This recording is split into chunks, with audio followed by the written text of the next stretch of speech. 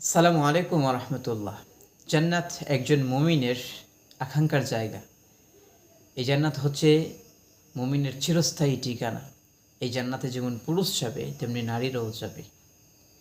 এই জান্নাতে পুরুষের তুলনায় একজন নারীর যাওয়াটা খুবই সহজ একজন মহিলার জন্য যাওয়া। এটি হচ্ছে আজকের আলোচনার বিষয়। সেটা কিভাবে? হাদিসের মধ্যে এসেছে, সহিহ ইবনে ইব্বানের হাদিসের মধ্যে এসেছে, আল্লাহ নবী সাল্লাল্লাহু আলাইহি ওয়াসাল্লাম বলেছেন, একজন মহিলার যদি 4টা গুণ থেকে থাকে তাহলে উনি খুব সহজে জান্নাতে যেতে পারবে। সুবহানাল্লাহ।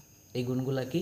আল্লাহর নবী বলেছেন, নিজা সাল্লাতিল মারআতু খামসা। 1 নম্বর গুণ হচ্ছে উনি যদি অর্থমতো ঠিকঠাক মতো নামাজ পড়ে, 5 ওয়াক্ত নামাজ।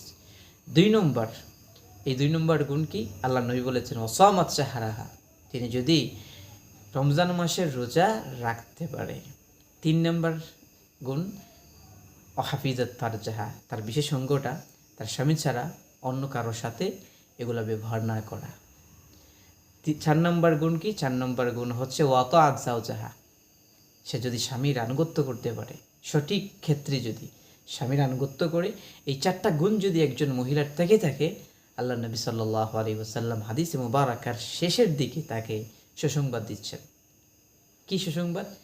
আল্লাহ নবী বলছেন, কিল আল্লাহা, ওই মহিলাকে বলা হবে, এই 4 গুণের অধিকারী মহিলাকে বলা হবে, উদখুলিল জান্নাতা মিন আইয়ি আবওয়াবিল জান্নাতি শি'তে, জান্নাতের বহু দরজা আছে, যেই দরজা দিয়ে তোমার ভালো লাগে এই দরজা দিয়ে তুমি প্রবেশ করো। সুবহানাল্লাহ।